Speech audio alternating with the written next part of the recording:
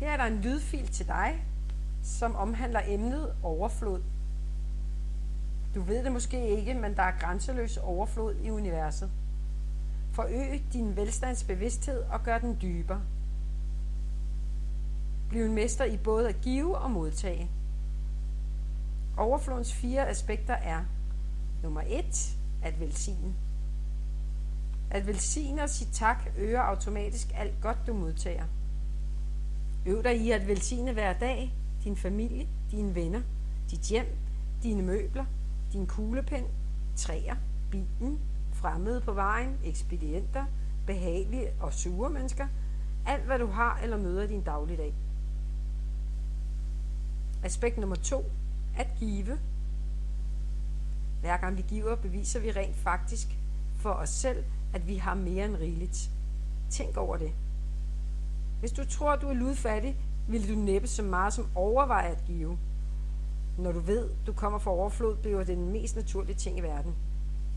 Vi kan give på flere niveauer. Vi giver af os selv gennem vores villighed til at lytte eller være opmærksom på andre. Vi giver et venligt ord eller brev. Vi giver ved at bruge vores tid eller talenter til gavn for andre.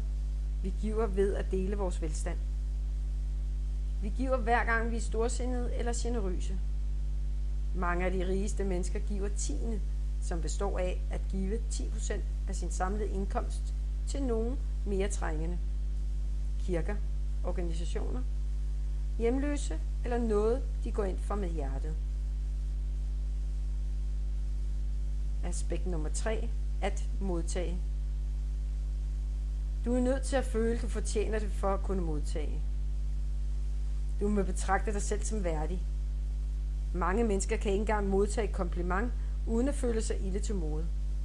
Det er lige så vigtigt at kunne modtage med ynde, som at give rundhåndet.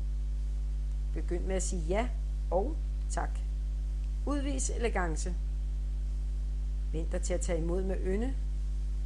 Misund aldrig andre, når det går dem godt.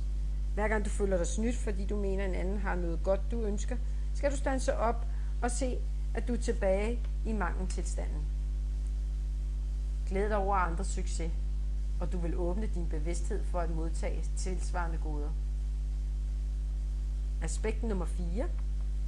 At acceptere. Alt for ofte vælger vi ikke at acceptere alt, hvad der bliver givet os. Vi ønsker os noget, får det, og gemmer det så væk i sindets mørke og støde afkroge ved at ønske det næste. Derpå råber vi op om, hvor uretfærdigt livet er. Alt for ofte tager vi vores unikke gaver for givet eller skjuler dem. Vi lader som om, at vi er små i stedet for storslået.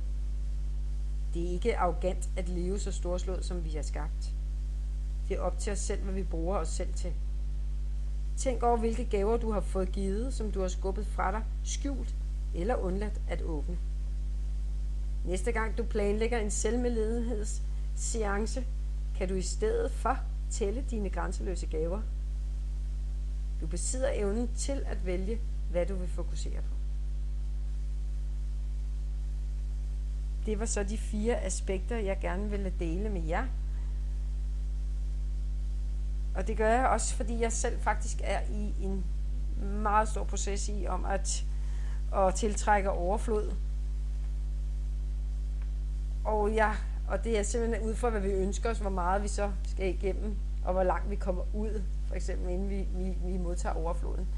Men det er værd at gøre det, fordi selvfølgelig, hvem vil ikke gerne Europa, det gælder jo på alle områder, kærlighedsområdet, pengeområdet, jobområdet, interesser, det er jo på alle områder, at overfloden skal ligge.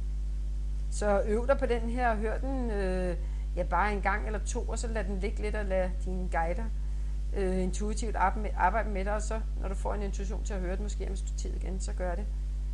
Så lad intuitionen vise dig vejen, og jeg håber, det bliver godt for dig på den lange bane.